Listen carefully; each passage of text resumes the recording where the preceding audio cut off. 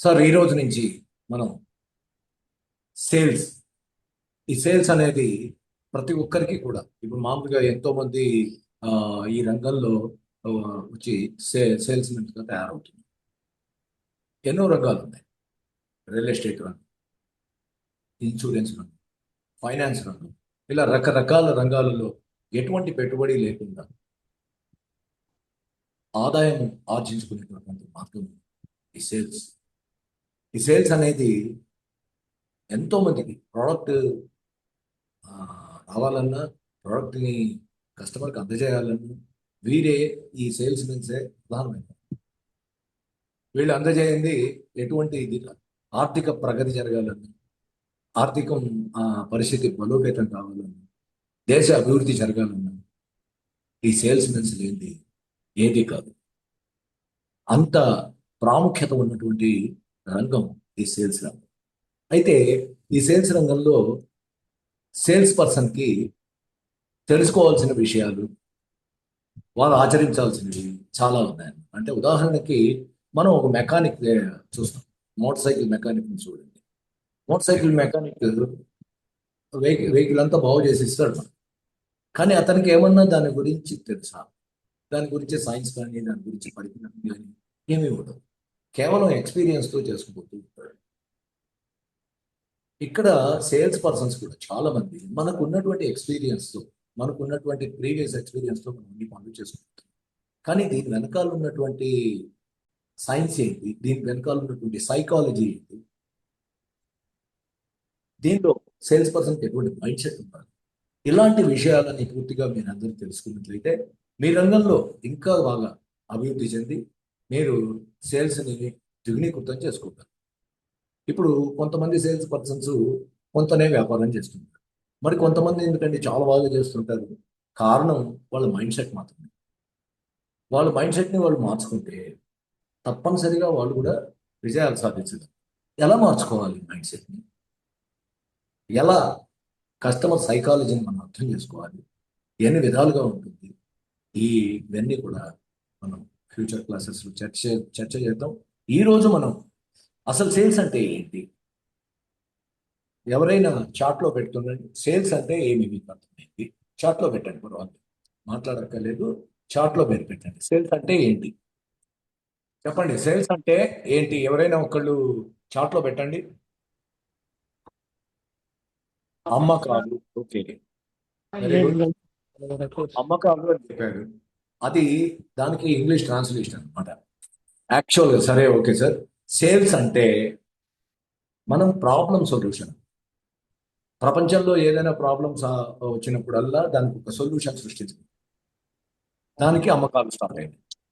మనకి ఏదైనా సమస్య వచ్చినప్పుడు ప్రోడక్ట్ కానీ సేవలు కానీ ఏవైనా సరే వేటిలో అయినా ఒక సమస్య వచ్చినప్పుడు ఆ సమస్యకి సొల్యూషన్ ఇవ్వడమే సేల్స్ అన్నమాట.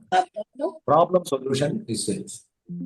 సో కస్టమర్ సైకాలజీని మనం పూర్తిగా అర్థం చేసుకోవాల్సిన అవసరం.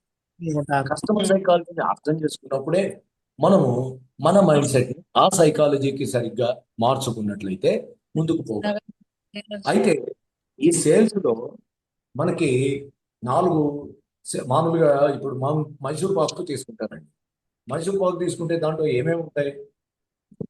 ఇంగ్రీడియంట్స్ ఏముంటాయి? శనగపిండి, బెల్లం, తర్వాత నెయ్యి, ఇవన్నీ కలిపి చేస్తాం. అలాగే సేల్స్ లో మనకి ఉండేటటువంటి 4 పీలు ఉంటాయి. ఏంటంటే అవి, ఒకటి ప్రోడక్ట్ అన్నమాట. ఇది చాలా ముఖ్యమైనది. ఇది లేకపోతే అసలు సేల్సే లేదు కదా. ఈ ప్రోడక్ట్ గురించినటువంటి పూర్తి జ్ఞానాన్ని ప్రతి సేల్స్ మెన్ కూడా తెలుసుకోవాలి. ఈ ప్రోడక్ట్ గురించి తెలియకపోతే తను ఏమీ అవ్వదు. ఈ ప్రోడక్ట్ గురించి తెలుసుకోవాలి అంటే ఫీచర్స్ తెలుసుకోవాలి. FQBD అని ఉంటాయి. ఎఫ్ అంటే ఫీచర్స్, ప్రోడక్ట్ యొక్క ఫీచర్స్ని, దాంట్లో ఉన్నటువంటి రూల్స్ అండ్ రెగ్యులేషన్స్ ఏమి ఉన్నాయి, దాని ఎలా, దానికి లాభాలు ఎలా ఉన్నాయి, ఇవన్నీ కూడా మనం చర్చ చేసుకొని ఫీచర్స్, మనం ఏదైనా ప్రోడక్ట్ వెళ్ళంగానే దీని ఫీచర్స్ ఏంటని అడుగుతాం. అదని తర్వాత క్వాలిటీ అంటే ఇప్పుడు కాంపిటీషన్ చాలా ఎక్కువైపోయింది కాబట్టి ప్రతి ప్రోడక్ట్ విపరీతమైన కాంపిటీషన్. చాలా క్వాలిటీ ఎంత పడుతుంది. తర్వాత బెనిఫిట్స్, దీనిలో ఏమేమి లాభాలు వస్తాయి, దీన్ని కొనడం వల్ల నా అవసరాలు ఏ విధంగా తీరుతాయి అని కస్టమర్ ఆలోచించుకొని ఉంటాడు. దాని డిజైన్, తర్వాత బ్రాండ్ ఇవన్నీ ఏర్పరిచి అమ్ముతారు. సో ఫీచర్స్, క్వాలిటీ, డిజైన్, ఈ నాలుగు కూడా కలిపితేనే ప్రోడక్ట్. ఈ ప్రోడక్ట్ నాలెడ్జ్ అనేది ప్రతి వారికి చాలా అవసరమైన విషయం. ఎందుకు ప్రోడక్ట్ నాలెడ్జ్ అవసరం? ప్రోడక్ట్ నాలెడ్జ్ లేకపోతే మీరు ధైర్యం ఉండదు, కస్టమర్ దగ్గరికి వెళ్ళి మాట్లాడేది. ప్రోడక్ట్ నాలెడ్జ్ లేకపోతే మీకు కస్టమర్ దగ్గరికి వెళ్ళి మాట్లాడేది, అతనికి మీ మీద నమ్మకం కూడా లోపిస్తుంది. అందువలన మీరు ప్రోడక్ట్ నాలెడ్జ్ని క్షుణ్ణంగా పరిశీలించాలి. మనకి ఎన్ని ప్రోడక్ట్స్ ఉన్నాయి, ఆ ప్రోడక్ట్స్కి ఈ ప్రోడక్ట్స్ అన్ని తెలియడం వల్ల ఇంకొక లాభం ఉంది. ఏంటంటే మీరు వెళ్ళిన చోట, మీరు వెళ్ళిన కస్టమర్ దగ్గర అతను ఏదైనా అబ్జెక్షన్ రైట్ చేసినప్పుడు, అతని అవసరాన్ని మీకు చెప్పినప్పుడు, మీరు డైరెక్ట్గా దాని సొల్యూషన్ సూచించే ప్రోడక్ట్ని చెప్పాలి అంటే మీ దగ్గర ప్రోడక్ట్ నాలెడ్జ్ ఉంటుంది. మీరు ప్రోడక్ట్ నాలెడ్జ్ లేకుండా వెళ్తే చాలా ఇబ్బంది పడతారు. సో ప్రోడక్ట్ నాలెడ్జ్ మీలో కాన్ఫిడెన్స్ని పెంచుతుంది, ధైర్యాన్ని పెంచుతుంది, అలాగే మీ క్రెడిటబిలిటీ, మీ వాల్యూని పెంచుతుంది. మీరు ఒక నైపుణ్యం కలిగిన వారని, దీనిలో బాగా తెలిసిన వారని కస్టమర్కి నమ్మకాన్ని పెంచుతుంది. అలాగే మీకు లాంగ్ టర్మ్ రిలేషన్షిప్ కూడా ఉండేటట్టు చేయగలరు. మీ యాంగ్జైటీ కూడా తగ్గుతుంది. అయ్యో ఏం చెప్తాను అనే భయం ఉండదు. ప్రోడక్ట్ గురించి మీకు బాగా తెలిసినట్టయితే మీరు చాలా ధైర్యంగా చెప్పగలుగుతారు. కస్టమర్ ట్రస్ట్ని కూడా పెంపొందించుకోగలుగుతారు, అతని నమ్మకాన్ని కూడా మీరు పెంపొందించగలుగుతారు. అతను చెప్పేటటువంటి అబ్జెక్షన్స్ ఉంటాయి, ఇది ఎలా అది ఎలా అని ఆయన అడిగేటువంటి క్వశ్చన్స్ అన్నిటికీ కూడా మీరు ఆన్సర్ చేయగలుగుతారు.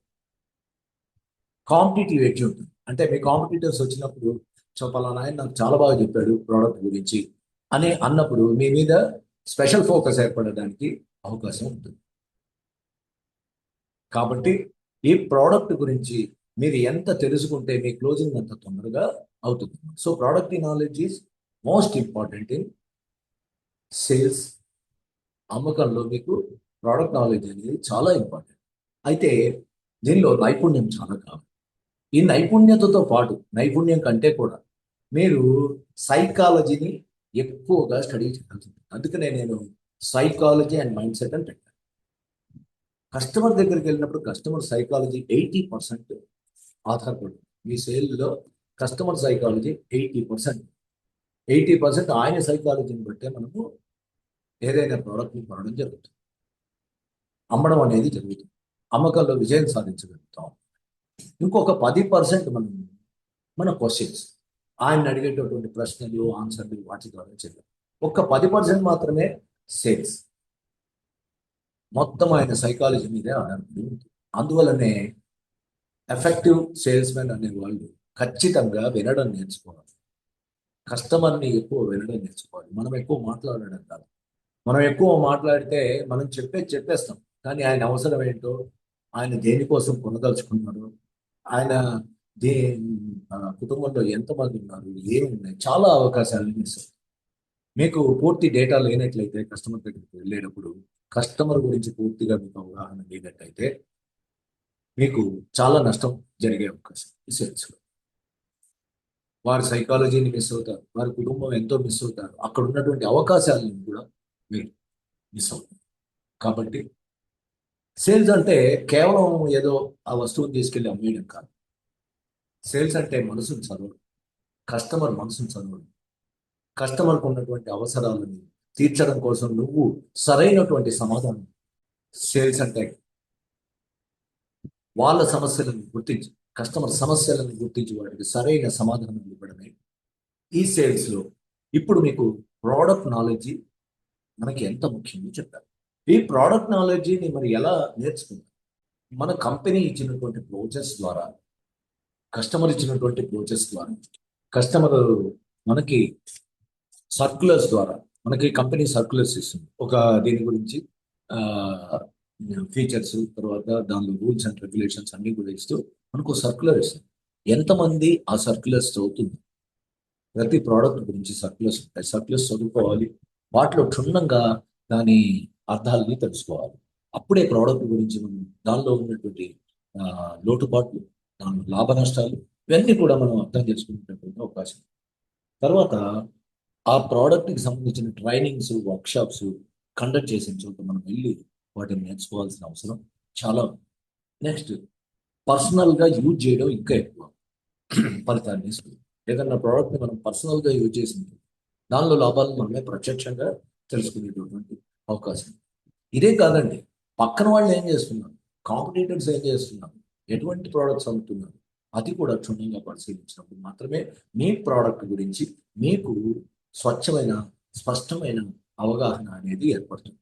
కాబట్టి ఈ ప్రోడక్ట్ నాలెడ్జ్ అనేది నేర్చుకోవడం వలన మీరు ఎంతో ముందుకు వెళ్ళగలుగుతారు. ఓకే, అయితే ఇప్పుడు మనము ఈ ప్రోడక్ట్ నాలెడ్జ్ గురించి నేర్చుకున్న తర్వాత మనం రంగంలో ఎట్లా అసలు సేల్స్ అప్రోచెస్ చేయాలి, సేల్స్ అప్రోచ్ అనేది ఎట్లా చేయాలి, ఈ సేల్స్ అప్రోచ్ చేయడానికి మనం మన మైండ్ సెట్ని చాలా మార్చుకోవాలి. అసలు ఒక సేల్స్ పర్సన్ వెళ్తున్నాడు అంటే నా అంత గొప్పవాడు లేడు, నాకు అన్నీ తెలుసు అనేటువంటి మైండ్ సెట్తో వెళ్ళాలి. అంతేగాని భయంతోనూ డౌట్ఫుల్ దీంతో వెళ్ళకూడదు. ఎవరి మీద ఆధారపడి కూడా వెళ్ళదు. నీకంటూ నువ్వు అన్ని నేర్చుకొని నీకన్నీ సబ్జెక్ట్ అంతా తెలిసి వెళ్తే నీకున్నటువంటి ధైర్యంతో అతన్ని పూర్తిగా అడ్రస్ చేయడు. అతని ప్రాబ్లమ్స్ తెలుసుకోగలుగుతాడు. అతను నీతో పూర్తిగా మాట్లాడగలుగుతాడు. ఈ దీనిలో మనం ఎన్ని అప్రోచెస్ అంటే రకరకాల అప్రోచెస్ ఉన్నాయి.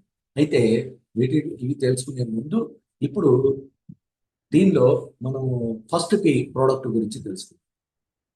సేల్స్లో ప్రోడక్ట్ అనేది ఉంది. తర్వాత ప్రైస్ అని, దాని ప్రైస్ ఏంటి, అదే వేరే కంపెనీలతో చూస్తే తక్కువగా ఉందా, ఎక్కువగా ఉందా, అసలు ఎలా ఉంది, ఈ ప్రైస్ని కూడా చాలా క్షుణ్ణంగా పరిశీలించాల్సి ఉంది. సో ప్రైస్ ఎంత అనే దాని మీదే చాలా మంది వేరే ప్రోడక్ట్స్, ఈ ఫైనాన్షియల్ ప్రోడక్ట్స్ వస్తే ఒక ఫిక్స్డ్ ప్రైస్ ఉంటాయి, వేరే విషయం. కానీ చాలా వాటిలో కంపెనీలు వేరేవి ఎలా ఇస్తున్నాయి, ఇది ఎలా ఇస్తున్నాయి అనేది కస్టమర్ చాలా కీన్గా అబ్జర్వ్ చేస్తూ ఉంటారు. కాబట్టి ఏంటంటే ప్రైస్ గురించిన నాలెడ్జ్ కూడా ఉండాలి. అసలు ఈ ప్రైస్ అనేది ఎలా ఉత్పన్నం అవుతుంది, కంపెనీకి రెవెన్యూ ఎలా వస్తుంది, ఈ రెవెన్యూని ఎలా ఇచ్చేసి ప్రైస్ నిర్ణయిస్తుంది, ఈ ప్రైస్ అనేది ఎలా డిసైడ్ అవుతుంది అనేటటువంటి అవగాహన మనకి పూర్తిగా ఏర్పడాలి. నెక్స్ట్, ఎక్కడ అమ్మాలి, ప్లేస్, ఎక్కడ అమ్మాలి, ఈ వస్తువుని తీసుకెళ్ళి ఎక్కడ అమ్మాలి. ప్లేస్ అంటే మామూలు వస్తువులు అయితే అన్ని కూడా సూపర్ మార్కెట్లో కొన్ని చోట్ల, స్టాల్స్లో కొన్ని చోట్ల, ఆఫీసెస్లో, ఇలా రకరకాల ప్లేసెస్లో ఉంటుంది. సో ఒక ప్రోడక్ట్కి ప్లేస్ అనేది కూడా మోస్ట్ ఇంపార్టెంట్. తర్వాత దానికి ప్రమోషన్ అంటే దాన్ని ఏ విధంగా ప్రమోట్ చేయాలి, దానికి సేల్స్ పిక్చర్స్ ఎలా ఉండాలి, తర్వాత దాని డెకరేషన్ ఎలా ఉండాలి, దాన్ని ఏ విధంగా డిజైన్ చేసి ఏ విధంగా మార్కెటింగ్ ఇవ్వాలి, దాన్ని ఎలా ప్రజెంట్ చేయాలి, ఇవన్నీ కూడా ప్రమోషన్ అనేటప్పుడు మనకు వస్తాయన్నమాట. ఇలా 4 Pలు ఖచ్చితంగా నీ సేల్లో ఉండాలి. నీ సేల్లో ఉండాల్సినవి ఒక్కసారి మళ్ళా అన్ని గుర్తు తెచ్చుకుందాం. ప్రోడక్ట్, ప్లేస్, ప్రైస్, ప్రమోషన్, ఈ 4 కూడా కలిసి ఉండాలి. ఏ ఒక్కటి సరిగ్గా లేకపోయినా కూడా మీ సేల్ జరగదు. ఉదాహరణకి ప్రోడక్ట్ చాలా బాగుంది కానీ ధర సరిగ్గా లేదు, ధర ఎక్కువగా ఉంది, లేకపోతే ఆ, చాలా హై ప్రైస్ ఉంది, కొంటారా అండి? కొనరు కదా. అలాగే అది అమ్మే స్థలం దానికి ఆ, కరెక్ట్గా లేదు, అప్పుడు కొంటారా అండి? కొనరు కదా. ఈ విధంగా అలాగే దాన్ని ప్రమోషన్ అనేది సరిగ్గా చేయలేదు. మనకి జనరల్గా ఎల్ఐసిలో, ఇన్సూరెన్స్ రంగాల్లోనూ, ఫైనాన్స్ రంగాల్లోనూ ప్రమోషన్ అనేది ఏజెంట్స్ ద్వారా జరుగుతుంది. దానికి కూడా బ్రోచర్స్, దానికి కూడా రకరకాల అడ్వర్టైజ్మెంట్ క్లిప్స్ అన్నీ ఉంటాయి. వీటన్నిటి ద్వారా జరుగుతుంది. ఆ ప్రమోషన్ ఎంత బాగా జరిగితే ప్రోడక్ట్ని అంత తొందరగా కొంటారు. అంటే ఈ 4 కలిపి ఉంటేనే సేల్ అనేది పూర్తవుతుంది అనమాట.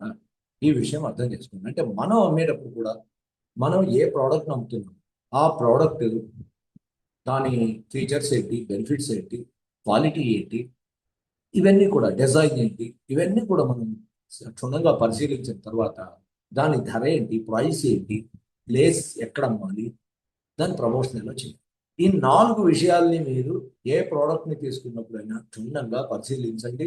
దాని మీద ఫోకస్ పెట్టండి. మీరు వెళ్లే ముందు మీరు ఏదైనా ఫైనాన్షియల్ అడ్వైజర్ అయితే ఏదైనా పాలసీ అమ్మదలుచుకుంటారు, దాని ప్లాన్ ఏదో అమ్మదలుచుకుంటారు. ఆ ప్లాన్ ఆ ప్రోడక్ట్ దాన్ని క్లియర్గా అర్థమయ్యే చెప్పగలిగే ఒక బ్రోచర్ని, ఒక పద్ధతిని తను తయారు చేస్తుంది. అలాగే దాని ధర ఎంత, దాన్ని మొత్తం కలిపితే ఎంత అవుతుంది, ఎంత ఇన్వెస్ట్ చేయాల్సి వస్తుంది అనేది తెలుసుకోవాలి. అలా రిటర్న్ ఆఫ్ ఇన్వెస్ట్మెంట్ అంటే దానికి ఎంత రిటర్న్ ఇవ్వగలుగుతుంది అది కూడా క్లియర్గా చెప్పగలుగుతాం.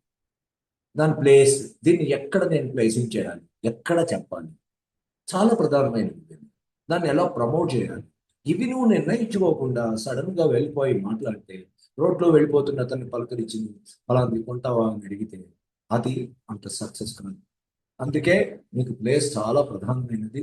ఇందులో ఈ 4 పీర్లని మీరు దృష్టిలో పెట్టుకున్నట్టయితే మీ ప్రొడక్ట్ని ప్రమోట్ చేయడానికి మంచి అవకాశం ఉంది. ఇక మనము మన సేల్స్ అప్రోచెస్ దీంట్లోకి ప్రవేశిద్దాం. ఏంటి సేల్స్ అప్రోచెస్? ఒక సేల్ని అమ్మడానికి, ఒక సేల్ చేయడానికి మనము వివిధ పద్ధతుల్ని, రకరకాలైన పద్ధతుల్ని ఉపయోగిస్తూ ఉంటాం. ఈ పద్ధతులని తెలుసుకుంటాం. మీకు తెలియదని కాదు, మీరందరూ చాలా నిష్ణాతులు, బాగా రంగంలో ప్రసిద్ధి చెందిన వాళ్ళు, అందరికీ ఆల్మోస్ట్ ఇందులో చాలా మటుకు తెలిసే ఉంటాయి. కానీ కూడా ఒక్కసారి మనం వీటన్నిటిని చూసుకొని ముందుకు వెళ్తేనే మనం ఒక దారిలో వెళ్తున్నట్టు, వెళ్ళేదారిలో మనకి తెలిసినవి కనపడవచ్చు. అంత మాత్రాన మనం ఫస్ట్ బిగినింగ్ నుంచి స్టార్ట్ చేసి చివరికి క్లోజ్ చేయాలి. కాబట్టి ఇవన్నిటిని కూడా వన్ బై వన్ తెలుసుకుందాం. Soft selling. ఈ సాఫ్ట్ సెల్లింగ్ అంటే దీనిలో పెద్దగా ఏమీ నువ్వు ఎక్స్ప్లెయిన్ చేసేది లేకపోతే ఇదంతా ఏమి ఉండదు. ఎందుకంటే ఒక వస్తువు ఉంటుంది, దాని వెళ్ళి డైరెక్ట్ కొనుక్కుంటాం. ఉదాహరణకి సూపర్ మార్కెట్లో వెళ్ళి మనం వస్తువులు సాఫ్ట్ సెల్లింగ్ వెళ్తాం, డబ్బులు ఇస్తాం, కొనుక్కుంటాం. దానిలో వాళ్ళు మనని ఉత్తేజపరచడం కానీ లేకపోతే ఎక్స్ప్లెయిన్ చేయడం కానీ చాలా తక్కువ ఉంటాయి. సో దాన్ని సాఫ్ట్ సెల్లింగ్. ఈ సాఫ్ట్ సెల్లింగ్ లో కూడా రకరకాల పద్ధతులు డెవలప్ అయినాయి. మొదల్లో ఇదేమయ్యేది, కిరాణా షాపులు చూడండి, మొదల్లో కిరాణా షాపుల్లో ఉంటాయి. తర్వాత ఏమైందండి, పెద్ద పెద్ద మార్కెట్లు, సూపర్ మార్కెట్లు వచ్చాయి. తర్వాత సూపర్ మార్కెట్లు పెద్ద బజార్లు, బిగ్ బజార్లు అవి ఇవి అయినాయి. తర్వాత ఇప్పుడు ఇంకా పెద్దవై అసలు కస్టమర్ వెళ్ళి అక్కడే ఎంటర్టైన్మెంట్ కూడా చేసే విధంగా. అంటే ఏంటంటే నేను హైదరాబాద్లో చూశాను, స్పెన్సర్స్ అనే దాంట్లోకి వెళ్తే అక్కడే చాట్లు, అక్కడే ఇది మొత్తం కస్టమర్స్కి కావాల్సినటువంటి ఎంటర్టైన్మెంట్ విషయాలన్నీ కూడా పక్కపక్కనే ఉంటాయి. మొత్తం వాళ్ళు ఏంటంటే అది ఒకవేళ ఈ వీకెండ్కి మనం సరదాగా ఏదైనా పిక్నిక్ వెళ్దాం అనుకున్నట్టుగా వెళ్ళి సామాన్లు తెచ్చుకునేటటువంటి పరిస్థితి తీసుకొచ్చారు. ఈ సాఫ్ట్ సెల్లింగ్లో కూడా విపరీతమైనటువంటి అభివృద్ధి జరిగింది. ఈ అభివృద్ధి వలన ఏమైందంటే ఇంత మటుకు ఉన్నటువంటి వాళ్ళంతా వాళ్ళ పద్ధతిని ఇదే విధంగా మార్చుకోవాల్సినటువంటి పద్ధతి, అడాప్ట్ కావాల్సినటువంటి పద్ధతి ఏర్పడింది. సో అందువల్ల ఏంటంటే మార్కెట్లో జరిగేటటువంటి ప్రతి ఒక్క చేంజ్ని మనం కీన్గా అబ్జర్వ్ చేస్తూ ఉండాలి. ఎందుకంటే మన రంగంలో మనం చేస్తున్నటువంటి మన ప్రోడక్ట్లో ఎటువంటి చేంజెస్ రావచ్చో మనం ఊహించగలం. ఆ చేంజెస్కి మనం అడాప్ట్ కావాలి. ఒకప్పుడు ఉన్న విధానం ఇప్పుడు చేస్తున్న విధానం ఒకటేగా ఎప్పుడు ఉండదు. ఎప్పటికప్పుడు ఏ రంగమైనా సరే అభివృద్ధి పరుచుకుంటూ కొత్త కొత్త పద్ధతులను అలవాటు చేసుకుంటూ ముందుకు సాగిపోతుంది. అందువల్ల దానికి తగ్గట్లుగా ప్రతి సేల్స్ మెన్ కూడా అడాప్ట్ కావాలి. ఇప్పుడు ఏమేమి అమ్ముతున్నారు, ఇప్పుడు ఏ రంగంలో ఏమేమి సేల్ అవుతుంది, ఏది ఎక్కువగా సేల్ అవుతుంది, ఏది ఎక్కువగా కస్టమర్ కోరుకుంటున్నాడు, కస్టమర్ అవసరాలను ఏది ఎక్కువ తీరుస్తుంది, ఇది చాలా ఇంపార్టెంట్. సో ఇది సాఫ్ట్ సెల్లింగ్. ఈ సాఫ్ట్ సెల్లింగ్ అనేది మీకు అర్థమైందని అర్థం. Next hot selling.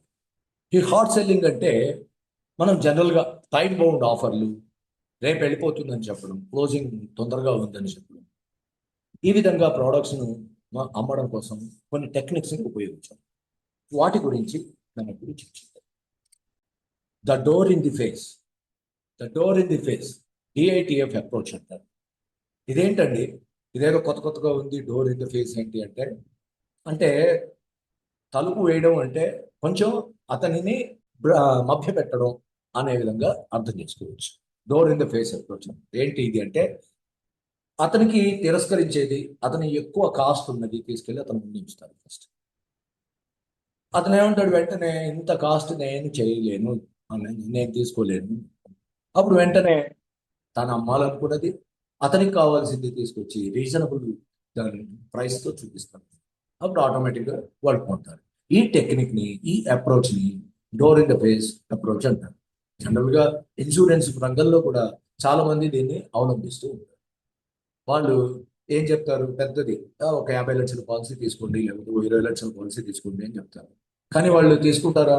వాళ్ళు ఇంత కాదండి, నేను ఇంత పెట్టలేను. వాళ్ళు ఎంత పెట్టగలరో అంత చెప్తారు. ఈ విధంగా ఇదొక టెక్నిక్. నెక్స్ట్, డీకాయ్ ఎఫెక్ట్ అంట. ఈ డీకాయ్ ఎఫెక్ట్ అంటే ఏదైనా వస్తువుని, ఏదైనా అమ్మదలుచుకుంటాన్ని కొంచెం క్వాలిటీ లేని దాన్ని చూపించి, తర్వాత క్వాలిటీ ఉన్నదాన్ని చూపించి, ఓ ఇదే నాకు కావాల్సిందే అని కస్టమర్ అనుకునేటట్టు చేసి అమ్మడం. ఉదాహరణకి ఆ, ఒక అపార్ట్మెంట్ ఉంది. ఆ అపార్ట్మెంట్ రెంట్, ఒక ఆయనకి రెంట్ కావాలి, రెంట్ కోసం వచ్చాడు. వస్తే ఒక అపార్ట్మెంట్ కొంచెం ఫర్నిచర్ లేనిది, తర్వాత కొంచెం పెచ్చులు ఊడిపోయి కలర్ వేయండి, అది ఒకటి చూపించాడు అనుకోండి, ఇది వద్దులేండి అంటాడు. అప్పుడు వెంటనే తీసుకెళ్ళి ఇంకొక 5,000 రూపాయలు ఎక్కువ చేసి ఒక 15,000 చూపించిన వాడు ఒక 25,000 చూపించి, చూడండి ఫర్నిచర్ ఉంది, తర్వాత కలర్స్ ఉన్నాయి, బాగుందని చూపిస్తే వెంటనే ఒప్పుకుంటాడు అనమాట.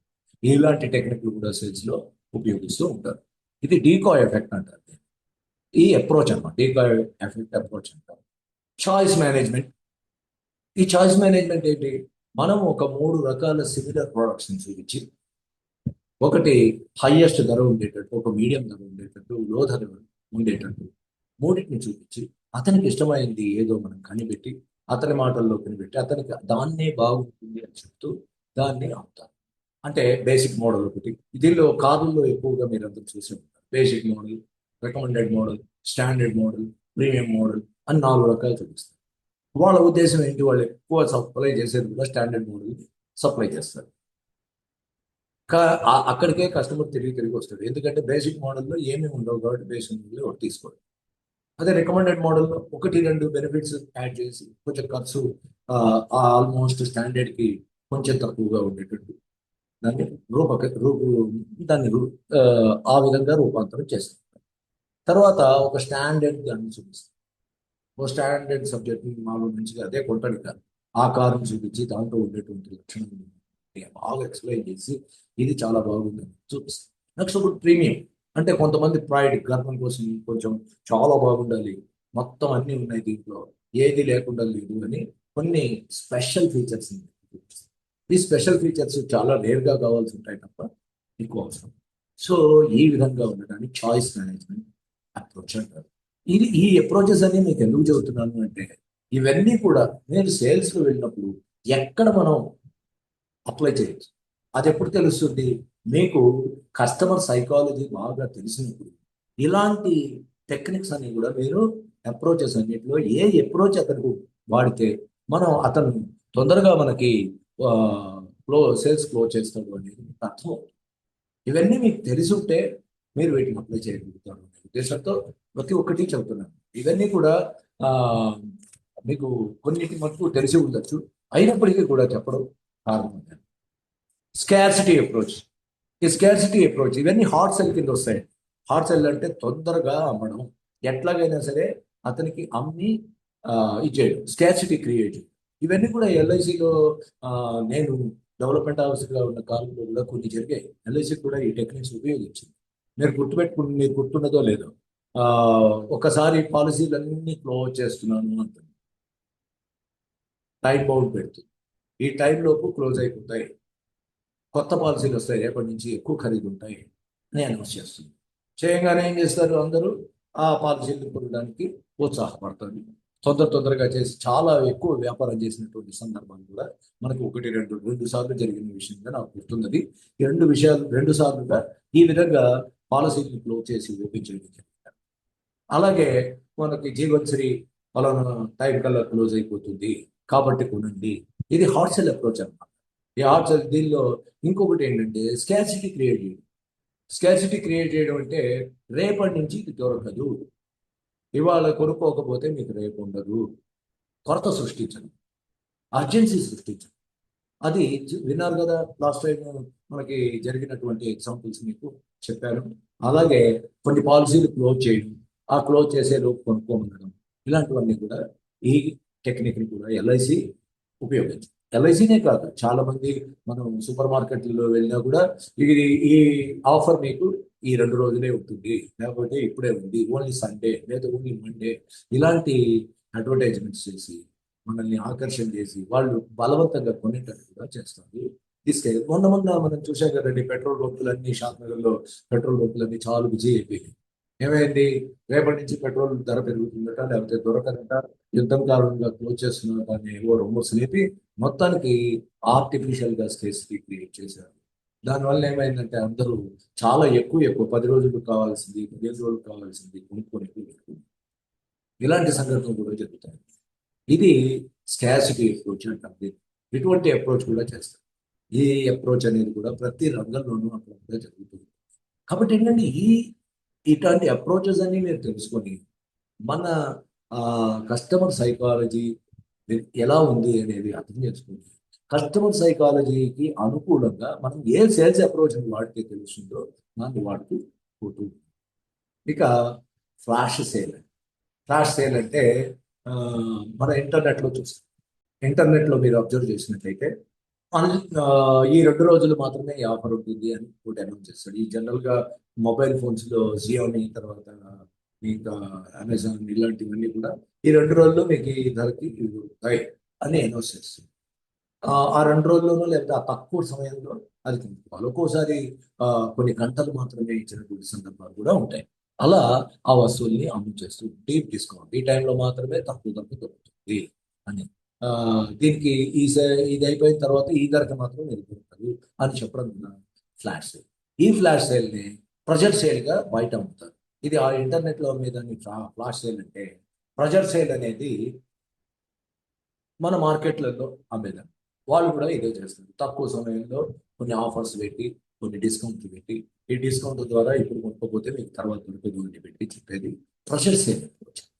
ఈ విధంగా ఈ సేల్స్ అప్రోచెస్ అన్ని కూడా మనం నెక్స్ట్ కొన్ని హార్డ్ సెల్ టెక్నిక్స్. ఈ హార్డ్ సెల్ వీటిని మనం సెల్ చేసే టెక్నిక్స్ కొన్ని ఒక దీంట్లో నేర్చుకుంటాం.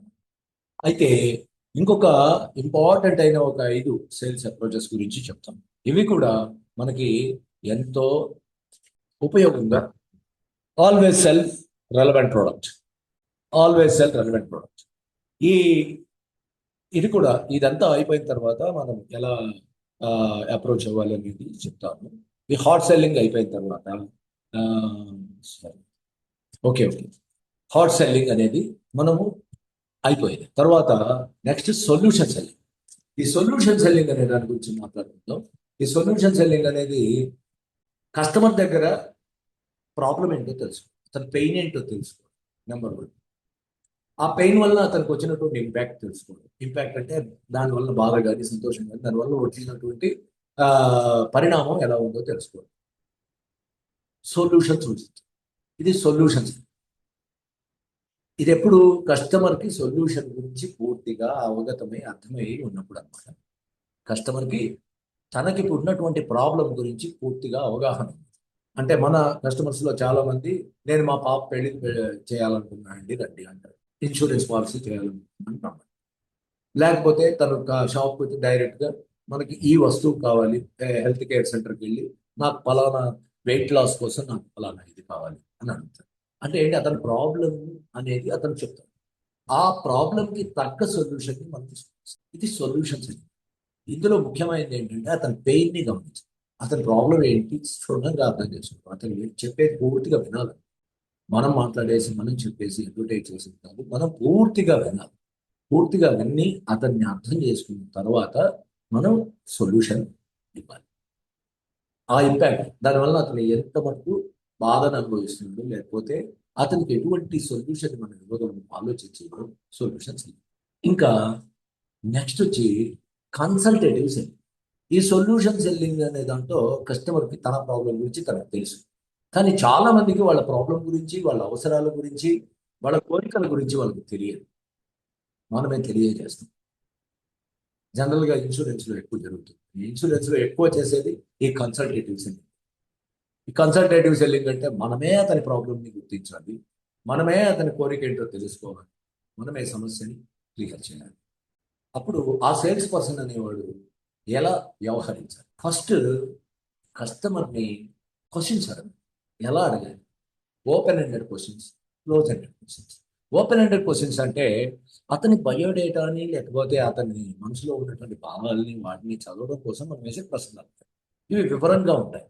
అంటే మనం అడిగితే అతను వివరంగా సమాధానం చెప్పేవాడిని ఓపెన్ ఎండెడ్ క్వశ్చన్స్ అంటాం. క్లోజ్ ఎండెడ్ క్వశ్చన్ అంటే లాస్ట్ అయిపోయిన తర్వాత, అంతా అయిపోయిన తర్వాత మనము ఇది నచ్చిందా నచ్చలేదా అని చెప్పినప్పుడు ఎస్ ఆర్ నో చెప్తాడు. ఈ ఎస్ ఆర్ నో చెప్పగలిగేటటువంటి ప్రశ్నల్ని మాత్రం మనం క్లోజ్ ఎండెడ్ క్వశ్చన్స్ అంటాం. ఈ రెండింటిని మనం సిద్ధం చేసుకోవాలి. కన్సల్టేటివ్ సెల్లింగ్కి వెళ్ళే ఎవరైనా కూడా ముందు మనం పార్టీని వినాలి, పూర్తిగా వినాలి. అంటే ఏంటి, మనం ప్రశ్నలు చేసిన తర్వాత అయినా ప్రశ్నలు చెప్పేసి అతనికి అతను చెప్పే జవాబుల్ని చాలా శ్రద్ధగా వినాలి, అతనితో ఎక్కువ మాట్లాడించాలి. అప్పుడే నువ్వు అతని సైకాలజీని అర్థం చేసుకో. అతని సైకాలజీ నీకు అర్థం కాకపోతే నువ్వు ఏదో ఒకటి అమ్మొస్తావు, కానీ అతనికి కావాల్సింది అమ్మి రాలేకపోవచ్చు. కాబట్టి ఏంటంటే ఈ కన్సల్టేటివ్ సెల్లింగ్ లో ముఖ్యంగా ఉండవలసింది ఏంటి అంటే మీరు అతనిని పూర్తిగా స్టడీ చేయాలి. ఈ స్టడీ చేయడానికి అవకాశాలు చాలా తక్కువగా ఉంటాయి. జనరల్గా వెళ్ళంగానే స్టార్ట్ చేసేసేయడం, ప్రోడక్ట్ గురించి చెప్పేయడం.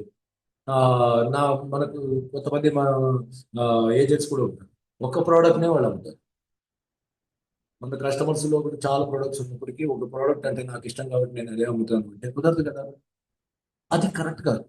ఎందుకంటే అసలు కస్టమర్కి ఏమవసరం, కస్టమర్ ఏమి, అది ఇంపార్టెంట్. కన్సల్టేటివ్ సెల్లింగ్ అనేది చేసినప్పుడు ఖచ్చితంగా అతనిని ప్రశ్నలు అడిగి అతని భావోద్వేగాలను, అతని మనసును పూర్తిగా అర్థం చేసుకోవాలి. ఈ అర్థం చేసుకున్న తరువాతే అతను దాని నుంచి వచ్చే ఇంపాక్ట్ని నువ్వు ఆ, ఏ ప్రోడక్ట్ని అయితే ప్రమోట్ చేయదలుచుకున్నావు ఆ ప్రోడక్ట్ ఎంత మటుకు అతని సమస్యని వాటిని తీరుస్తుంది, ఎంత ఇంపాక్ట్ చూపిస్తుంది, చూపించిన తరువాత అతనికి సొల్యూషన్ చక్కగా అందజేయాలి. ఇది కన్సల్టేటివ్ సెల్లింగ్. నెక్స్ట్, బడ్డీ అప్రోచ్. ఏంటి బడ్డీ అప్రోచ్? ఇన్సూరెన్స్ కానీ, ఫైనాన్షియల్ రంగం కానీ, చాలా వాటిలో ఈ కన్సల్టేటివ్ సెల్లింగ్ అనేది చాలా ఇంపార్టెంట్. ఇక ఈ బడ్డీ సెల్లింగ్ అంటే మనకి కొంతమంది తెలుసు. ఉదాహరణకి ఒక ఊర్లో సర్పంచ్ గారు ఆయన ఏజెన్సీ తీసుకున్నారు ఎల్ఐసి. ఆయనని ఎవరడిగినా కడతారు, వాళ్ళ ఊళ్ళో వాళ్ళు ఆయనకే బడ్డీ. అంటే ఏంటంటే ఆయన ఆ, ఏమి చెప్పక్కర్లా, వాళ్ళకేం తెలియక, వాళ్ళు ఏమి తెలుసుకోవాలనే ఇంట్రెస్ట్ వాళ్ళకి ఉండదు, చెప్పాల్సిన అవసరం ఆయనకి. దిస్ ఇస్ కాల్డ్ బడ్డీ. ఇది ఈ విధంగా చాలా ఎల్ఐసిలో బాగా ఉంటుంది. ఇది చూడండి, నమ్మకంతోనే ఎక్కువ నడుస్తుంది ఎల్ఐసి లేదా ఫైనాన్షియల్ ప్రొడక్ట్స్ లో ఎక్కువ నడిచేది ఈ వడ్డీ ఎక్కువ వస్తుంది. ఎందుకని అలా అంటే మనిషికి ఇది నమ్మకం, ట్రస్ట్ అనమాట. ట్రస్ట్తో, విశ్వాసంతో అతను చాలా బాగా చేయగలడనే నమ్మకంతో అతనికే మొత్తం వదిలేస్తాం. అలా వదిలేసినప్పుడు కూడా అతను కన్సల్టేటివ్ సెల్లింగ్ చేయగలిగినట్లయితే అతను లాంగ్ టర్మ్ రిలేషన్స్ ని ఏర్పరచుకోగలుగుతాడు. ఈవెన్ బడ్డీ అప్రోచ్ లో కూడా కన్సల్టేటివ్ సెల్లింగ్ చేసి అతనికి పూర్తిగా తెలుసుకొని అతనికి కావాల్సింది ఇవ్వగలిగిన భవిష్యత్తులో కూడా అతనికి ఎటువంటి అబ్జెక్షన్స్ ఉండకుండా నాకు చాలా మంచి చేశాడనే భావనతో అతను. Next, networking. ఈ నెట్వర్కింగ్ దాంట్లో సోషల్ మీడియాలో మీ ప్రొఫైల్ పెట్టి ఈ ప్రొఫైల్కి మీ చెప్పుకొని దాని ద్వారా కొన్ని కస్టమర్స్ని తీసుకోవడం, ఇవన్నీ కూడా ఇప్పుడు వచ్చినటువంటి డిజిటల్ లైఫ్లో మనకి కొత్త కొత్తగా ఏర్పడినటువంటి సెల్లింగ్ అప్రోచెస్ అనమాట. అప్రోచ్ అవుతున్నారు నెట్వర్క్లో కూడా చాలా మంది. ఇప్పుడు ఫేస్బుక్లో, తర్వాత ఇన్స్టాగ్రామ్లో, రకరకాల వాటిలో వాళ్ళ ప్రొఫైల్ పెట్టుకొని మీకు ఎల్ఐసి కావాలంటే సంప్రదించండి పెట్టుకోవడం, ఇలాంటివి చేస్తుంది networking approach. Next, conceptual selling. Concept అంటే అసలు కస్టమర్కి ఒక భావన ఉంటుంది, ఒక కాన్సెప్ట్ ఉంటుంది, ఒకటి ఇష్టం అయ్యి ఉంటుంది, ఒక ప్యాషన్ ఉంటుంది. దాన్ని ఏదో పట్టుకొని మనం దానికి అమ్మడం. అంటే ఇది ఇలా చేస్తే నాకు రిటైర్మెంట్లో నేను బ్రహ్మాండంగా ఉండాలి, నాకు ఇప్పుడు ఎంత ఎక్కువ వచ్చిందో అంత ఉండాలి అనే కాన్సెప్ట్ ఆయనకు ఉందని దాన్ని క్యాచ్ చేసి ఈ రిటైర్మెంట్కి సంబంధించినటువంటి ప్లాన్స్ ని మనం అతని ముందు ఉంచడం. అలా ఉదాహరణకి చెప్పాను కాన్సెప్ట్. ఇంకొక అతనికి డైలీ షేవ్ చేసుకునే అవకాశం అవసరం ఉంటుంది. అతనికి మంచి మంచి షేవింగ్ టెక్నిక్స్ తీసుకెళ్ళి అమ్మడం. తర్వాత ఆఫ్టర్ షేవింగ్ లోషన్, తర్వాత రకరకాలు ఉంటాయి. ఇలాంటివన్నీ కలిపి ఒక కిట్ గా చేసేసి మొత్తం కలిపేసి అమ్మేసాయి. కాన్సెప్ట్ అన్న అతని కాన్సెప్ట్ ఏంటి, అతను దేని మీద ఇంట్రెస్ట్ చూపిస్తున్నాడు, తెలుసుకున్నాము దాన్ని కా కాన్సెప్చువల్ సెల్లింగ్ అంటారు. Snap selling. స్నాప్ సెల్లింగ్ అంటే స్నాప్ షాట్ అంటారు కదా, టక్కున తీసేస్తుంది. అలాగే కొంతమంది వ్యక్తులు ఎక్కువ సమయం ఇవ్వరు. నువ్వేమన్నా ఉంటే నెట్లో పంపించు, నాకు ఇన్ఫర్మేషన్ పంపించు, నన్నంతా నేను చూసి మీకు తీరిగ్గా చెప్తాను అంట. వాళ్ళకి మనం ఎంత ప్రతిభావంతంగా మనం వాళ్ళకి ప్రజెంటేషన్ చేయాలి అనేదే ఈ స్నాప్ సెల్. బిజీగా ఉండే కస్టమర్లని మనం కూడా కలవం. లైక్ ఎమ్మెల్యే, ఎమ్మెల్సీ, రకరకాల పెద్ద పెద్ద వాళ్ళు ఉంటారు. వాళ్ళందరి దగ్గరికి వెళ్ళేటప్పుడు మనం ముందుగానే వాళ్ళ పిఏనో గిఏనో ఎవరో ఒకరు ఉంటారు కదా, వాళ్ళు చూస్తారు ఇవన్నీ.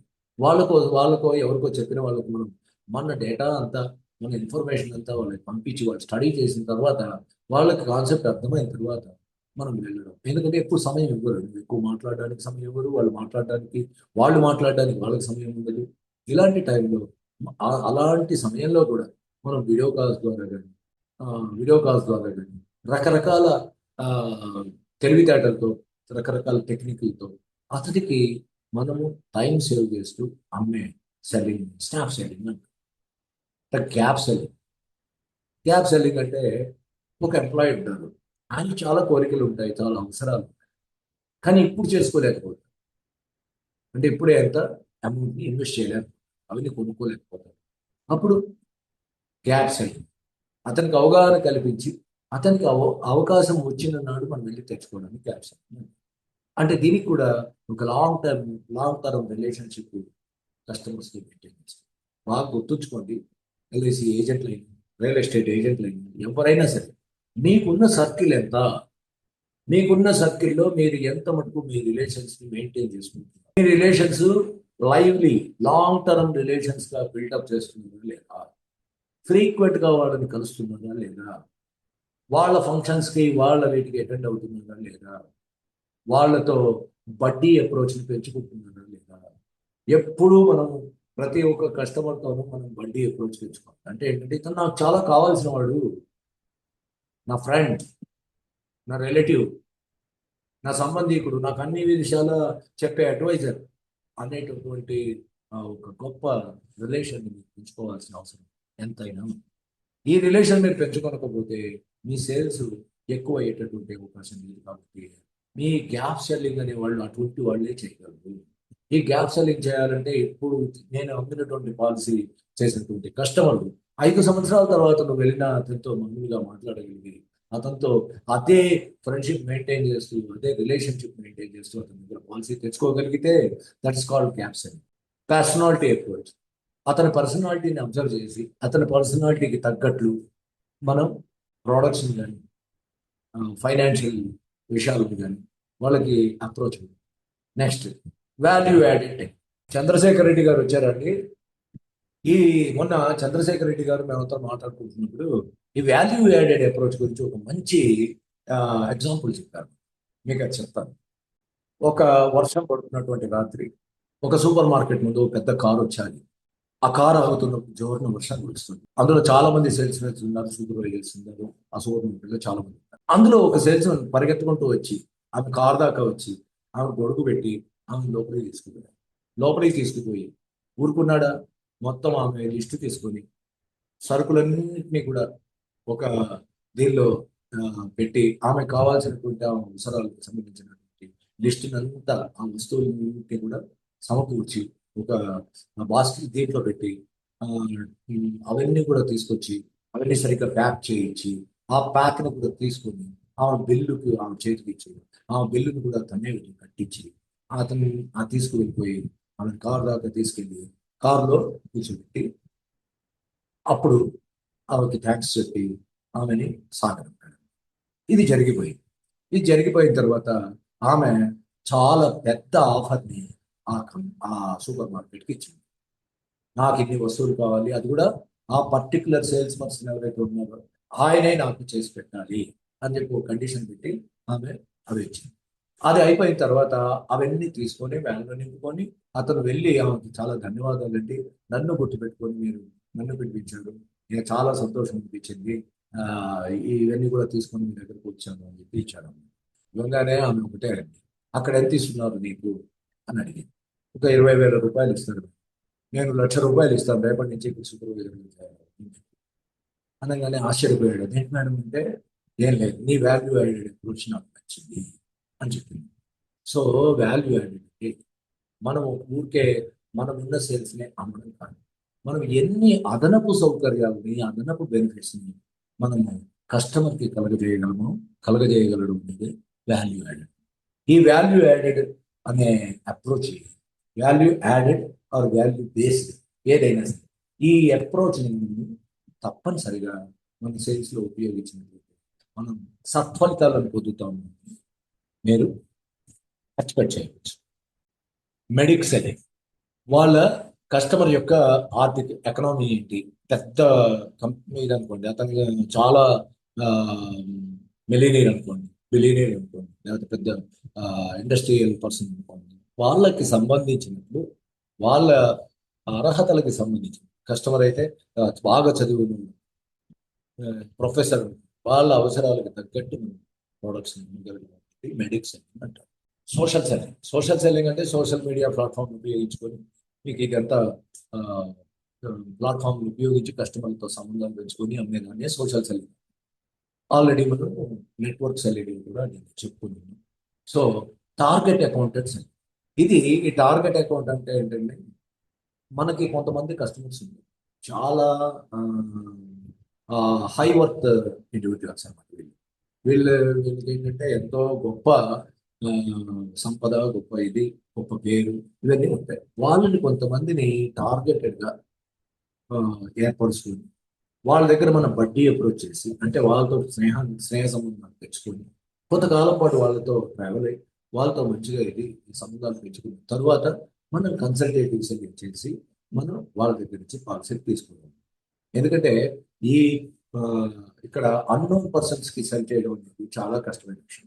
నోన్ పర్సన్స్, మీకు తెలిసిన వాళ్ళందరినీ చేస్తే ఈ బడ్డీ సెల్లింగ్ చాలా మందిని చేసేస్తారు. కానీ అన్నోన్ పర్సన్స్ చేయాలంటే మనం కన్సల్టేటివ్ సెల్లింగ్ ఆశ్రయించుకోవాలి. మనం ఈ టార్గెట్ అకౌంటెడ్ అనేది అప్రోచ్ స్టార్ట్ చేయాలి. మీకు ఇక్కడ ఉన్నటువంటి సపోజ్ షాద్ నగర్, సపోజ్ జడ్చర్ల, ఇలాంటి ఏరియాల్లో ఉంది. ఈ ఏరియాల్లో చాలా గొప్ప వ్యక్తులు ఎవరు మీరు కనుక్కుంటే ఈజీగానే తెలుసు. వాళ్ళందరినీ టార్గెట్ చేసి వాళ్ళకి మనం ఏ ఏ వస్తువులు అమ్ముతాం, ఎటువంటి ప్రోడక్ట్స్ అమ్ముతాం, ఇదంతా మనం చేసుకుని ఆ తగ్గ ప్రోడక్ట్లను తీసుకుని వాళ్ళకి అప్రోచ్ అవ్వడం అనేది టార్గెట్ అప్రోచ్. వీటిట్లలో ఈ సేల్స్ అప్రోచెస్ లోనే మనం ఇంకొక 5 అప్రోచెస్, ఇంపార్టెంట్ అప్రోచెస్ ఉన్నాయి. వాటిని కూడా మనం ఇప్పుడు తెలుసుకుందాం. 5 సేల్స్ అప్రోచెస్, 5 సేల్స్ అప్రోచెస్ చేసి ఈ రోజుకి దీన్ని ఈ 5 సేల్స్ అప్రోచెస్ లో ఇంపార్టెంట్ రెలవెంట్ ప్రోడక్ట్. దీని గురించి కూడా మీకు ఒక ఎగ్జాంపుల్ చెప్తాను. ఈ రెలవెంట్ ప్రోడక్ట్స్ అమ్మడం మనకు కూడా ఎవరు ఇన్సూరెన్స్ ఏజెంట్స్ అయినా, తర్వాత ఏ ప్రోడక్ట్లో ఉన్నవారైనా సరే, ఈ రెలవెంట్ ప్రోడక్ట్ కాన్సెప్ట్ని మీరు పట్టుకున్నట్టయితే మీ బిజినెస్ ఎక్కువ అయ్యే అవకాశం ఉంటుంది. ఈ అప్రోచ్ ఏంటి అసలు? రెలవెంట్ ప్రొడక్ట్స్, ఒక ప్రోడక్ట్కి కనెక్షన్ ఉన్నటువంటి ఇంకొక ప్రోడక్ట్ని ఉదాహరణ చెప్తాను మీకు బాగా. ఒక కంపెనీలో సేల్స్ మెన్స్ కోసం అడ్వర్టైజ్మెంట్ ఇచ్చారు. ఆ అడ్వర్టైజ్మెంట్కి చాలా మందిని పిలిపించారు. అయితే దాంట్లో క్వాలిఫికేషన్ MBA అని పెట్టారు. సరే, కొంతమంది వచ్చారు, దాన్ని కూడా ఇంటర్వ్యూ చేస్తూ ఉంటే ఒక అతను వచ్చాడు. అతనికి ఇంటర్మీడియటే ఉంది, MBA లేదు. వెంటనే అక్కడ ఉన్నటువంటి మేనేజర్ చూసి, అదేంటి MBA అని చెప్పాను కదా, నువ్వెందుకు వచ్చావు అని అడిగాడు. అంటే సార్, మీకు MBA కావాలా, సేల్స్ కావాలా, రెండింటిలో ఏది కావాలని అడిగానే నాకు సేల్స్ కావాలి కరెక్టే, కానీ నేను అడిగా కదా MBA ఉన్న వాళ్ళనే తీసుకుంటాను అని అడిగాను కదా. మళ్ళీ అదే అంటారు, నీకు సేల్స్ కావాలా, MBA కావాలి. మీకు MBA కావాలంటే నేను వెళ్ళిపోతాను, సేల్స్ కావాలంటే నేను చేస్తాను, ఛాలెంజ్గా చెప్తున్నాను, బ్రహ్మాండంగా చేస్తాను అని చెప్పి చెప్పగానే ఆయన ఏదోలే ఇదేదో చూద్దాం, వీళ్ళు ఒక నిలబెట్టుకొని అంత అవసరం లేకపోతే మానిపించేద్దాం సేల్స్ లేవని అని ఒక సేల్స్ ఎక్కువ ఇవ్వనటువంటి ఒక బ్రాంచ్ ఉంటే దానికి దాంట్లో జాబ్ ఇచ్చారు. అక్కడికి ట్రాన్స్ఫర్ చేసి అక్కడ జాబ్ ఇచ్చారు. అక్కడ ఉండండి మీరు అని. అక్కడ ఎక్కువ సేల్స్ కావు, తక్కువ సేల్స్ అవుతూ ఉంటాయి. అలాంటి బ్రాంచ్లు అతను పంపించారు. సరే, 10 రోజులు అయిపోయింది. తర్వాత ఆయన ఇన్స్పెక్షన్కి వెళ్తూ ఉంటాడు. అలాగే ఒక రోజు ఇన్స్పెక్షన్కి వెళ్ళాడు. ఇన్స్పెక్షన్కి వెళ్ళిన తర్వాత ఆ, ఎంతమంది సేల్స్ ఏ విధంగా ఉన్నారు పరీక్షిస్తారు. నేను మొన్న ఒక అతన్ని పంపించాను కదా, అతను ఏం చేశాడు అని అడిగాను. ఒక్క సేల్ చేశాడు సార్ అన్నాడు. ఇవాళ లేకపోతే మొత్తం 15 రోజులు మొత్తం మీద అంటే, లేదు సార్ రోజుకు ఒక సేల్ అయితే ఆ, చేస్తాడు. ఆ, చాలా రోజులు 5-6 రోజులు ఒక సేల్ చేశాడు, మిగతా అన్ని రోజులు మామూలుగా బాగానే ఉంటుంది. అతని వలన మన కంపెనీ ప్రోడక్ట్ కూడా బాగా అవుతున్నాయి, ఆ, చాలా ఎక్కువ సేల్స్ అవుతున్నాయి అని చెప్పారు. అవునా, ఒక్కటే అమ్మాడు ఆయన. ఏమమ్మాడు, ఒకటే ఎందుకు అమ్మాడు ఇవాడు మరి అని అడిగాడు. అడగంగానే ఒకటే అంటే దాని వాల్యూమ్ చాలా ఎక్కువ ఉందండి అంటే బిల్లు తెప్పించాను. బిల్లు తెప్పిస్తే 10-15 రకాలు ఏవేవో ఏవేవో రాసున్నాయి. ఇదేంటి ఇన్ని అమ్మాడా అని దాని అమౌంట్ చూస్తే కూడా చాలా ఎక్కువ ఉంది. వెంటనే అతను పిలిపించింది. ఇంతకీ ఏమమ్మావయ్యా నువ్వు అని అడిగాడు. అడిగితే ఒక కస్టమర్ వచ్చాడు సార్, ఆయనకి చేపలు పట్టుకోవడానికి గ్యాలం కావాలి. ఆ గ్యాలం అమ్మాను. ఆ, గ్యాలం అమ్మితే మరి ఇంత అమౌంట్ ఎలా వస్తుంది అంటే, లేదు సార్ గ్యాలం కొన్నప్పుడు దానికి పెట్టుకోవడానికి చేపలు ఎర కావాలి కదా, ఈ ఎర ఇచ్చేటటువంటి ప్యాకెట్స్ మన దగ్గర ఉన్నాయి, ఒక 4 రోజులకు సంబంధించినవి ఆయన తీసుకోమని అడ్వైజ్ చేశాను. ఓకే, అవి అడ్వైజ్ చేసిన తర్వాత ఆయన ఆ, చెరువు దగ్గరికి వెళ్ళి పడుతూ ఉన్నప్పుడు ఎండ రావచ్చు కదా, ఆ ఎండకి ఆయన చాలా ఇబ్బంది పడతాడు కాబట్టి ఒక గొడుగు కొనుక్కోమని సలహా ఇచ్చాను. ఒక పెద్ద గొడుగు కొనుక్కొని దాని కింద కూర్చొని చేపలు పడుతూ, ఈ సలహా ఇచ్చిన తర్వాత నాకు ఎక్కువ ఆలోచన వచ్చింది సార్. వెంటనే అతను ఇలా వెళ్తూ వెళ్తూ రోజు టైం పాస్ చేస్తూ ఉన్నప్పుడు, అతను ఫ్యామిలీతో గడపాలి అనుకున్నప్పుడు ఒక బోట్ కొనుక్కుంటే చిన్నది, ఆ boat లో అతను అలా నెమ్మదిగా ఆ, దాంట్లో వ్యాహ్యానికి వెళ్ళి రావచ్చు కదా, కాబట్టి ఒక బోట్ కొనుక్కోమని గమనించాను. ఆ boat లో కావాల్సినవి చాలా ఉన్నాయండి, అవన్నీ కూడా కొనుక్కోమని చెప్పాను. ఇవన్నీ అయ్యేటప్పటికి తడిసి మోపిడే ఆ బిల్లు అంతా ఎంత అయింది. ఆ బిల్లు చూసిన తర్వాత అతను మనకి అమ్మడానికి ఎంబీఏలు ఇవన్నీ అవసరం లేదు. Customer psychology is most important. Customer psychology అర్థం చేసుకుంటే మీరు ఈ విధంగానే రెలవెంట్ ప్రొడక్ట్స్, మీరు వెళ్ళిన చోట కూడా మీ ఏ రంగంలో అయినా సరే రెలవెంట్ ప్రొడక్ట్స్ ఉంటాయి. ఎల్ఐసిలో అయినా లేకపోతే ఫైనాన్షియల్ రంగంలో అయినా ఏ రంగంలో అయినా రెలవెంట్ ప్రొడక్ట్స్ ఉంటాయి. రెలవెంట్ ప్రొడక్ట్స్ అంటే ఓ రెండు చూపించి మనం ఇది మీరు వెళ్ళారు, సపోజ్ ఇన్సూరెన్స్ రంగంలోనే వెళ్ళారు, ఒకళ్ళకి ఏదైనా పాలసీ క్యాన్సిల్ చేయాలి, అతని ఫ్యామిలీ ఏముంది, ఫ్యామిలీలో ఎవరెవరు ఉన్నారు ఇవన్నీ గమనించారు. వాళ్ళందరికీ కూడా మీరు పాలసీలు ఇవ్వడానికి వాళ్ళని ప్రిపేర్ చేయవచ్చు. ఈ ప్రిపేర్ చేయడమే ఇదే రెలవెన్స్ అని. నెక్స్ట్ అప్సెల్లింగ్ అనేది. అప్సెల్లింగ్ అంటే ఆ, ఎక్కువ అమ్మడం. అంటే ఏంటంటే తను ఒక మొబైల్ ఫోన్ ఒక 7,000 రూపాయలకి కొందామని వచ్చాడు. అతను 10,000 రూపాయలకి ఇంకా కొంచెం బెనిఫిట్స్తో ఇంకా లాభం పడుతుంది అని చెప్పి అమ్మించడం అప్సెల్. ఇలా మీరు రెలవెంట్ సెల్లింగ్ అనే దాన్ని పూర్తి చేసినట్టయితే, ఈ రెలవెంట్ సెల్లింగ్ అప్రోచ్ మీరు బాగా అలవాటు చేసుకుంటే మీకు 1-4-5 అవుతాయండి. అంటే ఉదాహరణకి ఒక ఫ్యామిలీలో వెళ్ళి బ్రెడ్ విన్నర్కి మాత్రమే ఇన్సూరెన్స్ ఇచ్చి కాకుండా అతని ఇంట్లో ఉన్న అందరికీ కూడా ఇన్సూరెన్స్ ఇవ్వాలని ఆలోచించే విధానం. ఎగ్జాంపుల్ కోసం చెప్తున్నాను. ఇలా రకరకాలుగా ఏ ప్రోడక్ట్ అన్నా కూడా దాన్ని రెలవెంట్ ప్రోడక్ట్ ఏంటి అనేది మీ అవగాహనలో ఉంటే, అందుకే ప్రోడక్ట్ నాలెడ్జ్ బాగా ఉంటే మీరు ఎక్కువ అమ్మగలుగుతారు. ఎక్కువ ప్రోడక్ట్లు తెలుసుంటే ఏ ప్రోడక్ట్ ఎవరికి అమ్మచ్చు అనేది. Always cell relevant products. People by on emotion basis, not logical. ఎవరైనా ఎమోషన్ కోసం కొంటారు తప్ప దాన్ని తర్వాత లాజికల్ గా వాళ్ళు ఫీల్ అవుతారు, చెప్పుకుంటారు. అంతే తప్ప యాక్చువల్ గా ఎమోషనల్ మీదే కొంటారు. ఎమోషనల్ రీజన్స్ కోసం కొంటారు, లాజికల్ గా వాళ్ళని అందరినీ కూడా ఆ, అందరికీ కూడా చెప్పుకుంటారు. సో అయితే ఈ ఎమోషన్స్ ఏమేమి ఉంటాయి? ప్రైడ్. కొంతమంది నాకు ఇది ఉండాలి అని తెచ్చుకుంటారు. Security, life security. సెక్యూరిటీ కింద ఏమొస్తాయండి? ఇన్సూరెన్స్, హెల్త్ ఇన్సూరెన్స్, ఇవన్నీ. ఈ ఇన్సూరెన్స్లన్నీ కూడా సెక్యూరిటీ కింద వస్తాయి. సెక్యూరిటీ, మెడిక్లైమ్ ఇట్లాంటి రకరకాలవన్నీ కూడా వాళ్ళు సెక్యూరిటీ కోసం తీసుకుంటారు. ఇది స్ట్రాంగ్ ఎమోషనల్ ఫీలింగ్, ఖచ్చితంగా తీసుకుంటారు. Next belongings. తనకి సంబంధించింది, తన ప్యాషన్స్కి సంబంధించినవి, తన ప్రొఫెషన్కి సంబంధించినవి, ఇలా రకరకాలు. ఇది మీరు స్టడీ చేసినట్టయితే ప్రతి వారికి ఎమోషన్ ఏంటి, వీళ్ళ ఎమోషన్ పాయింట్ ఎక్కడ ఉంది, వీళ్ళ ఎమోషన్ ప్రకారం నేను ఏం అవ్వగలను అని ఆలోచించినట్టయితే వాళ్ళందరూ కూడా మీకు సేల్స్ పర్సన్స్ అవుతారు. లాజికల్గా కాకుండా ఎమోషనల్గా అమ్మగారు. ఈ ఎమోషన్ అనే దాన్ని బాగా అర్థం చేసుకోవాలి అంటే అతని మళ్ళా ఇక్కడికే వస్తున్నాం, సైకాలజీని అర్థం చేసుకోవాలి. Customer psychology is most important. అతని సైకాలజీని అర్థం చేసుకున్నప్పుడు మాత్రమే అతని ఎమోషన్స్ కూడా మీకు అర్థమయ్యే అవకాశం ఉంటుంది. Next, power of a pitch. ఏంటండి పిచ్? ఈ పిచ్ అంటే ఒక మాట చెప్పడం, ఒక డైలాగ్ చెప్పడం, ఆ డైలాగ్ ద్వారా అట్రాక్ట్ చేయడం. ఇవి మీ సేల్స్ లో ఎక్కువగా ఉపయోగిస్తుంటారు. ఉదాహరణకి, ఆరోగ్యాన్ని ఇస్తుంది, ఆరోగ్యానికి రక్ష ఇస్తుంది లైఫ్ బాయ్. అది చాలా కాలం పాతకాలం క్రితం విన్నాం. అలాగే ఆ మన జీవనానంద పాలసీ కూడా పెట్టారు, జిందగీకే సాత్ భీ జిందగీకే బాత్ భీ. ఇట్లా ఇట్లా ఒక కొటేషన్ ని మనం డెవలప్ చేసి పార్టీ మైండ్లో కూర్చోబెడితే ఆ పాలసీ అనేది అతనికి పడిపోతుంది. అలా ఏదో కార్పొరేషన్ ఇవ్వాలనో ఎవరో ఇవ్వాలనే చూడకూడదండి. మీకు మీరే కొటేషన్లు సృష్టించుకోండి. మీ పాలసీని మీ స్టైల్లో మీరు అమ్మండి.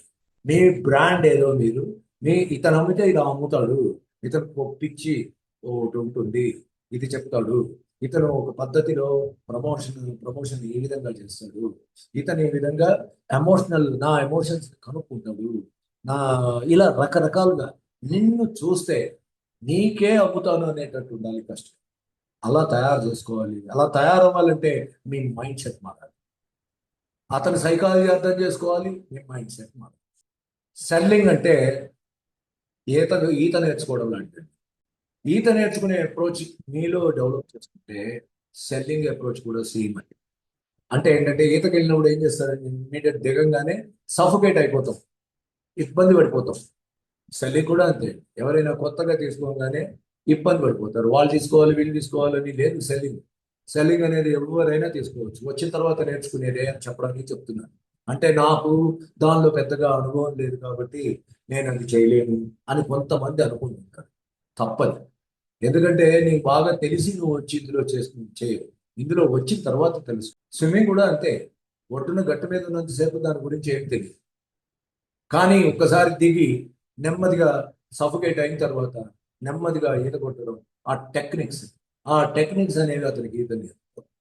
టెక్నిక్స్ చెప్తారు, ఇలా చేయి, ఇలా చేయి, ఇలా చేయని మీకు టెక్నిక్లు చెప్పిన తర్వాత ఆ టెక్నిక్స్ ఆచరించి అతను మొదట్లో భయం ఉన్నప్పటికీ, భయపడుతున్నప్పటికీ ఆ భయాన్ని వీడి ఆ టెక్నిక్స్ ద్వారా అతను ఈతని నేర్చుకోగలుగుతాడు. ఇక్కడ కూడా అంతే. ఇక్కడ కూడా కస్టమర్ సైకాలజీని అర్థం చేసుకుంటూ, మన మైండ్ సెట్ ని మార్చుకుంటూ, మన స్కిల్స్ ని పెంపొందించుకుంటూ, మన టెక్నిక్స్ ని మార్చుకుంటూ మనం రంగంలో ముందుకు ఉద్యమించాలి. ఖచ్చితంగా ఈ విధంగా స్విమ్మింగ్ ఎలా అయితే నేర్చుకుంటామో అలా నేర్చుకోవాలి. నాకు అనుభవం ఉంటేనే నేను సెల్ చేస్తాను అంటే ఎంతో మంది సేల్స్ పర్సన్ అయ్యేవాళ్ళు కాదు. అందరు సేల్స్ పర్సన్స్ కూడా మీరు మిమ్మల్ని మీరు బ్యాక్ వెళ్ళి గమనించుకోండి. మీకు బాగా పరిజ్ఞానం ఉండి, బాగా తెలివితేటలు ఉండి దీంట్లోకి వచ్చారా? దీంట్లో వచ్చిన తర్వాత పరిజ్ఞానాన్ని, తెలివితేటల్ని, తర్వాత మీ మైండ్ సెట్ ని మార్చుకుని ఆలోచించుకోండి. ఇందులోకి వచ్చిన తర్వాతే, అందుకే స్విమ్మింగ్ అప్రోచ్ ఏదైతే ఉంటుందో అదే సెల్లింగ్ అప్రోచ్. సెల్లింగ్ అప్రోచ్ లో ప్రతి ఒక్కటి నేర్చుకోవాలి. Selling is a rejection business. మీరు ప్రిపేర్ అయిపోండి. ప్రతివాడు నో అంటాడు, ప్రిపేర్ అయిపోండి. ఎందుకంటే వెళ్ళిన వాళ్ళల్లో ఓకే అంటే మనం కోటీశ్వరులం. అలా ఎప్పుడూ ఉండదు. ఎందుకంటే ఇది కూడా ఇక్కడ కూడా కస్టమర్ సైకాలజీని. కస్టమర్ సైకాలజీ నో అనుకుందంటే మనకు నో అనే చెప్తాం. ఈ నోలకి మనం ప్రిపేర్ అయిపోవాలి, భయపడదు. ఎప్పుడైనా నో అని వచ్చింది అంటే ఇది నాకు ఎక్స్పీరియన్స్ అని కౌంట్ చేసుకోవాలి. 10 మందికి మనం చెప్పామనుకోండి, 10 మందికి మనం ఎక్స్ప్లెయిన్ చేస్తే 6 మంది ఇప్పుడు కాదు అంటే, ముగ్గురు వివరాలు చెప్పండి తర్వాత ఆలోచిస్తుంది, ఒక్కళ్ళు మాత్రమే కొనుగోలు సిద్ధంగా ఉంటారు. ఒక్కోసారి అది కూడా కాకపోవచ్చు. అయినా కూడా మనం ఇదంతా ఒక ప్రాసెస్గా భావించాలి తప్ప, ఒక పద్ధతి, ఇదే పద్ధతిలో ఇక్కడ జరుగుతుంది అని భావించాలి తప్ప, దాన్ని కుంగిపోయి, దానికి ఏదో అయిపోయి రేపటి నుంచి దీన్ని నేను నమ్మలేను అనే భావనకి రాదు. ఇది కామన్, చాలా క్వైట్ న్యాచురల్. ఇది రిజెక్షన్ అనేది కామన్. సో ఇది రిజెక్షన్ బిజినెస్. డిసైడ్ అయిపోండి. ఏ బిజినెస్ లో వెళ్ళినా, ఏ ప్రోడక్ట్ అమ్మినా, ఏదైనా రిజెక్షన్ అనేది వస్తుంది. నేను దాన్ని ఫేస్ చేయాలి. ఎలా ఫేస్ చేయాలి? అనే మైండ్ సెట్ని ఇంప్రూవ్ చేస్తుంది. అంతేగాని రిజెక్షన్కి భయపడిపోయే మైండ్ సెట్ని మీరు ఇంప్రూవ్ చేసుకోవచ్చు. ఆపర్చునిటీ కాస్ట్ వచ్చింది. ఈ అవకాశం మళ్ళా రాదు, ఈ అవకాశం ఇంత మాత్రమే ఉంది. ఇది టెంపరీగా కావాలని మనం క్రియేట్ చేసేది. జనరల్గా ప్రోడక్ట్ అమ్మదలుచుకున్నప్పుడు ఏ సేల్స్ పర్సన్ అయినా నేను మీకు ఈ మాత్రం ఇది ఇస్తున్నానండి, రిబేట్ ఇస్తాను, లేకపోతే ఈ మాత్రం బెనిఫిట్స్ కవర్ చేస్తాను, కానీ కొంచెం కాలం, ఈ కొంచెం కాలంలో నేను ఈ బెనిఫిట్స్ మీకు ఇవ్వదలుచుకున్నాను అని చెప్పడం. దీన్ని ఆపర్చునిటీ కాస్ట్ అవుతుంది. ఇది కూడా, ఈ అప్రోచ్ కూడా చాలా సేల్స్లో చాలా బాగా ఉపయోగపడుతుంది. ఈ 5 సేల్స్ అప్రోచెస్ మీరు ఒక్కసారి గమనించండి. రెలవెంట్ అప్రోచ్ ఒకటి, ఎమోషనల్ రీజన్స్కి అమ్మడం అనే అప్రోచ్ ఒకటి, నెక్స్ట్ ల్యాండ్ బై డూయింగ్, చేస్తూ చేస్తూ పోతుంటే వస్తుంది. స్విమ్మింగ్ నుంచి మనం నేర్చుకునేది ఏంటండి, ఒకటి చేస్తూ చేస్తూ ఉంటే వస్తుంది. ల్యాండ్ బై డూయింగ్, రిపీటెడ్గా చేస్తే ప్రాసెస్ అనేది ఖచ్చితంగా వస్తుంది. అదే ఈ బిజినెస్ అని మీరు మైండ్లో ఫిక్స్ అయితే మీకు ఎటువంటి అవరోధాలు రావు, ఏమీ రావు, చక్కగా నేర్చుకుంటారు. రిజెక్షన్ ఇస్ నార్మల్, ఇది కూడా మీ మైండ్లో ఉండాలి. మనకు రిజెక్షన్స్ అనేది కొత్త కాదు, ఇవన్నీ పాతవే. This is a process.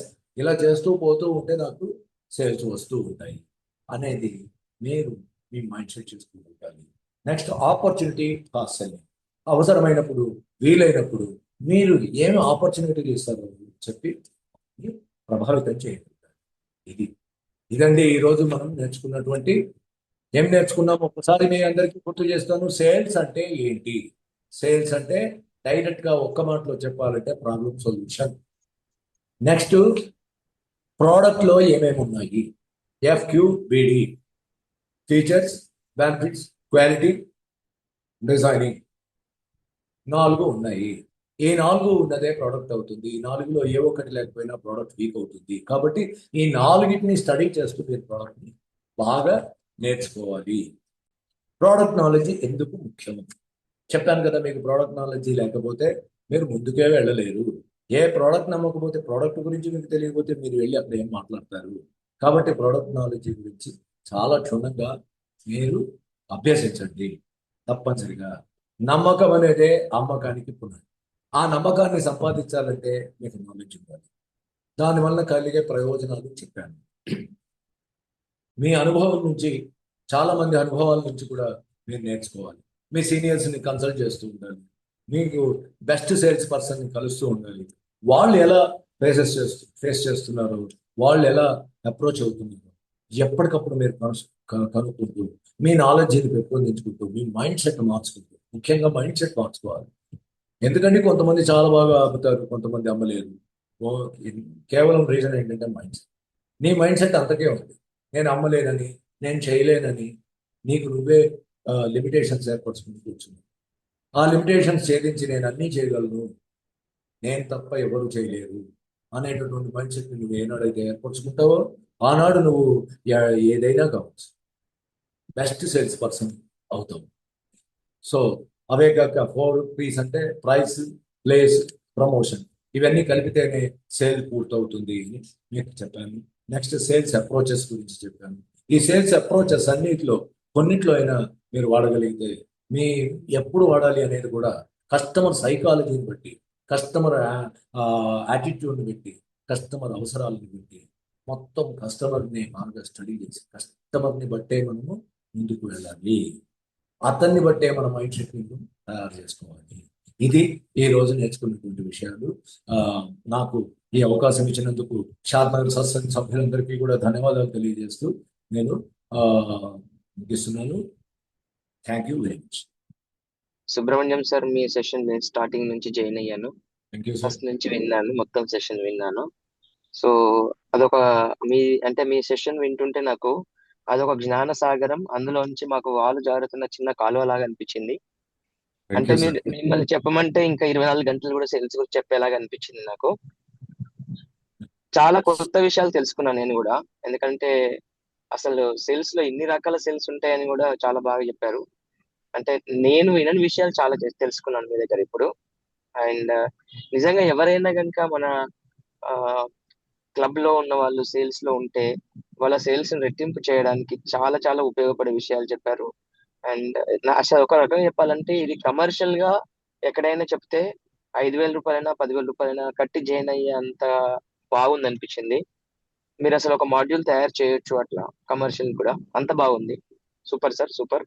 Thank you and sir. ఈ సెషన్ కి ఇన్వైట్ చేసినందుకు స్నేహ మేడం మీకు కూడా ధన్యవాదాలు. సో మీరు చాలా బాగా ముందుకు తీసుకెళ్తున్నారు, క్లబ్ మెంబర్స్ అందరినీ ఒక ప్యాషన్ తో తీసుకెళ్తున్నారు. ఇలాగే ముందుకెళ్ళండి. అండ్ మీకు ఎప్పుడు ఏమన్నా నీడ్ ఉన్నా, అవసరం ఉన్నా, I will be present. Thank you so thank much. You sir. Thank you for the given opportunity Sneha madam. Bye. Session చాలా బాగుంది సార్. రియల్లీ జస్ట్ నార్మల్ గా ఉంటుంది సార్. ఎప్పుడు సైలెంట్ కనపడతారు కాబట్టి సెషన్ మామూలుగా ఉంటుందేమో అనుకున్నాను, కానీ సూపర్ సార్. మీ ఎక్స్పీరియన్స్ ని మొత్తం చాలా బాగా ఎక్స్ప్లెయిన్ చేశారు అందరికి. Really great sir. Thank you so much. Thank you. Thank you sir.